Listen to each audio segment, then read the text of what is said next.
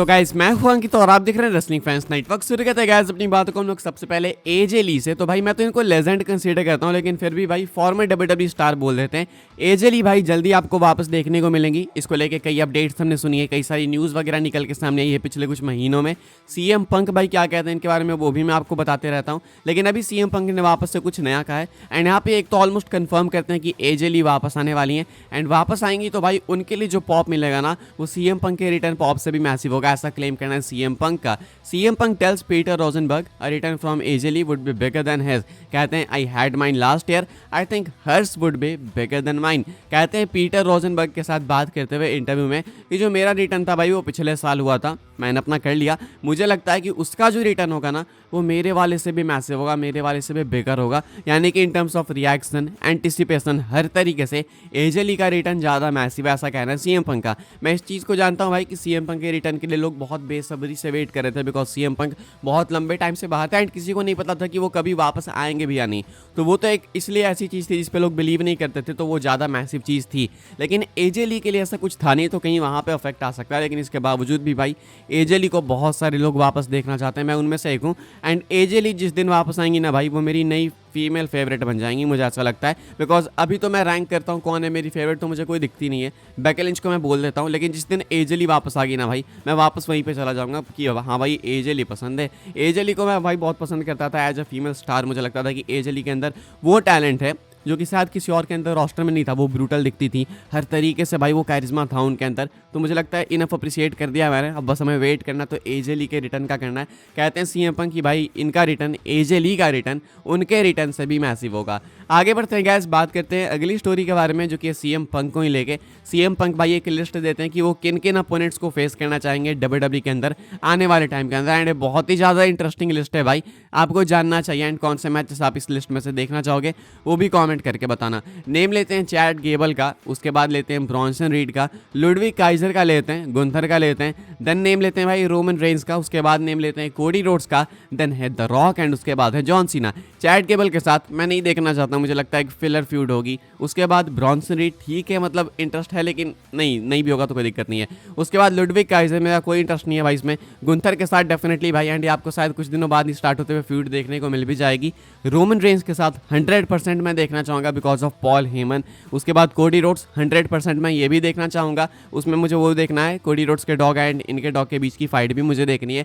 Then इन्होंने name लिया भाई फाइनल बॉस द रॉक का। हम सबको मालूम है भाई कितनी हिस्ट्री है, तो ये तो मैं पक्का देखना चाहूँगा। एंड इसके पीछे का एक रीज़न ये भी है कि मैं चाहता हूँ कि रोमन वाली फ्यूड के बाद भी रॉक डब्ल्यूडब्ल्यू के अंदर रहे, तो वो एक रीज़न है। उसके बाद जॉन सीना का नेम लेते हैं, तो भाई रिटायरमेंट टूर के अंदर ये वाला मैच तो होना चाहिए, तो मेरी डिमांड थी। तो भाई ये है सीएम पंक की वो लिस्ट जहाँ पे क्लियर करते हैं कि किस किस को फेस करना चाहेंगे आने वाले टाइम के अंदर डब्ल्यूडब्ल्यू के अंदर। आप कमेंट करके बताना इसमें से 2-3 मैचेस जो कि आप बिल्कुल देखना ही चाहोगे। आगे बढ़ते हैं गैस, बात करते हैं अगली स्टोरी के बारे में जो कि जेक पॉल को लेके।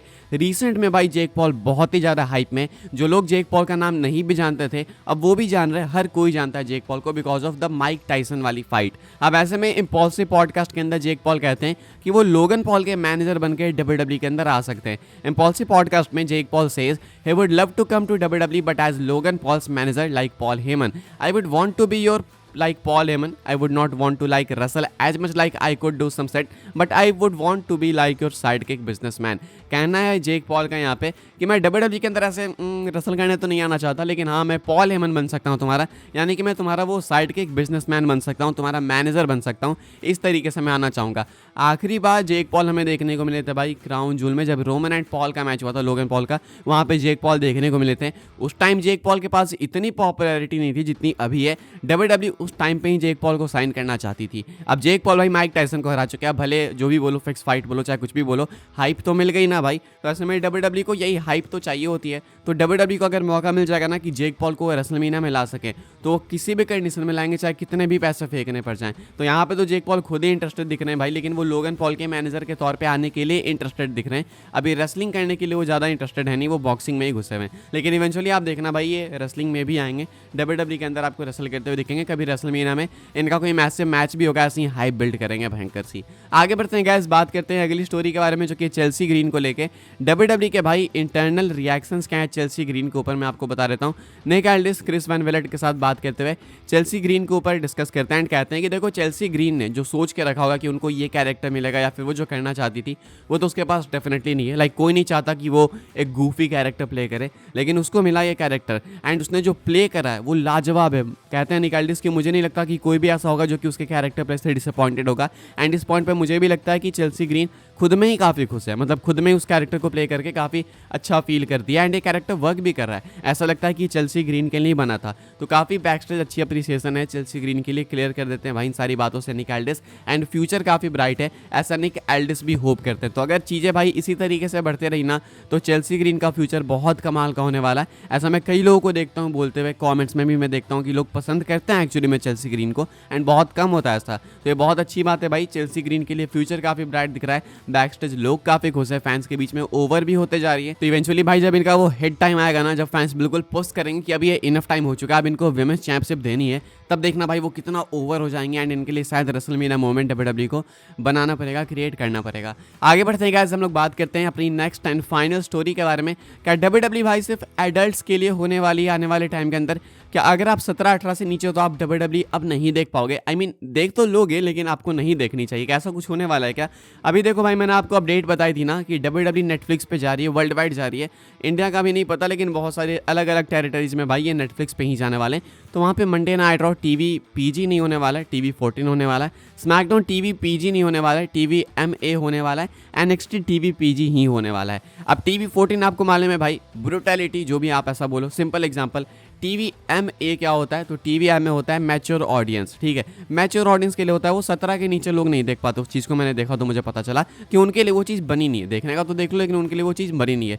तो भाई स्मैकडाउन को इन्होंने नेटफ्लिक्स पे टीवी MA करके लिस्ट किया है। अब नेटफ्लिक्स पे भाई आपने देखी होगी ये जेक पॉल माइक टायसन वाली फाइट, अगर आपने वो इवेंट देखा होगा, नीरज गोयत का मैच देखा होगा, काफ़ी वायरल है उनकी वो वाली क्लिप। अब मैं किस क्लिप की यहाँ पे बात कर रहा हूँ समझने वाले समझ जाएंगे। इवन माइक टायसन के पीछे माइक टायसन को पीछे से दिखा दिया भाई इन्होंने, तो काफ़ी कुछ एक्सपोज कर दिया था माइक टायसन का भी इन्होंने एंड उसके बाद उसको बार बार दिखा रहे थे। तो नेटफ्लिक्स भाई इन चीज़ों को हाइड तो करती नहीं है। ऑल्सो वेब सीरीज़ वगैरह आप देखते होगे, आपको आइडिया होगा कि नेटफ्लिक्स पे सब कुछ अलाउड है। तो ऐसे में भाई लोग होप भी यही कर रहे हैं कि डब्ल्यूडब्ल्यूई वाले भाई काफ़ी ज़्यादा अपने प्रोडक्ट को एडल्ट्स के लिए बना देंगे। दिक्कत सिर्फ यहाँ पे स्पॉन्सरशिप की, तो हाँ डब्ल्यूडब्ल्यूई उस एरिया में ज़्यादा तो नहीं जाएगी लेकिन डेफिनेटली भाई एडल्ट्स के लिए कॉन्टेंट प्रोड्यूस करने लगेंगे, जो कि अभी सिर्फ बच्चों के लिए करते थे, अब वो एडल्ट्स को भी टारगेट करके करेंगे। इसलिए भाई टीवी MA इन्होंने करा। वैसा तो नहीं है भाई कि नेटफ्लिक्स पे जाएंगे तो सिर्फ अपनी ऑडियंस लेके जाएंगे, इनको भी तो फायदा होना चाहिए ना। नेटफ्लिक्स की भी ऑडियंस इनको देखे, तो नेटफ्लिक्स की ऑडियंस भाई वो एडल्ट वाली ऑडियंस है, तो उसको भी केटर करने की डब्ल्यूडब्ल्यूई कोशिश करेगी एंड स्पेशली इसको लिस्ट भी करा गया, कैटेगराइज करा गया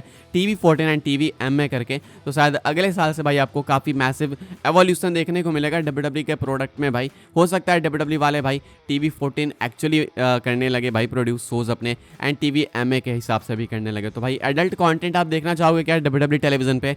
हाँ या फिर ना कमेंट करके बताना। दिक्कतें हो जाएंगी भाई बेचारे उन लोगों के लिए जो कि सुबह देखते हैं पीछे से मम्मी पापा आ जाते हैं, तो वो परेशानी है भाई। मेरे साथ भी एक टाइम पे बहुत थी, लेकिन अभी क्या है भाई, it is what it is. अगर डब्ल्यूडब्ल्यूई करेगी तो झेलना पड़ेगा। चाहते हो क्या आप ऐसा देखना? हाँ या फिर ना कमेंट करके बताना। वीडियो पसंद आई तो वीडियो को लाइक करें, इन्फॉर्मेशन मिली है तो ऐसी और भी फास्टेस्ट इन्फॉर्मेशन के लिए भाई सब्सक्राइब करें चैनल को। आज थोड़ा सा लेट हो गए हम यार, मुझे ना बहुत भयंकर सी नींद आ रही थी कल रात को, मैं जल्दी सोया नहीं। मैं यूजुअली सोता नहीं जल्दी, तो इसीलिए तो उसके लिए अपॉलॉजीज है भाई। अब तो मैं जल्दी डालता हूँ वीडियो, तो आई होप आपको पसंद आ रहा हो कंटेंट। सब्सक्राइब वगैरह करके शेयर करना चैनल को एंड फॉलो करना भाई मुझे इंस्टाग्राम एंड ट्विटर पर, लिंक है डिस्क्रिप्शन में। मिलूंगा मैं आपसे अगले वीडियो में, तब तक के लिए goodbye, thanks for watching.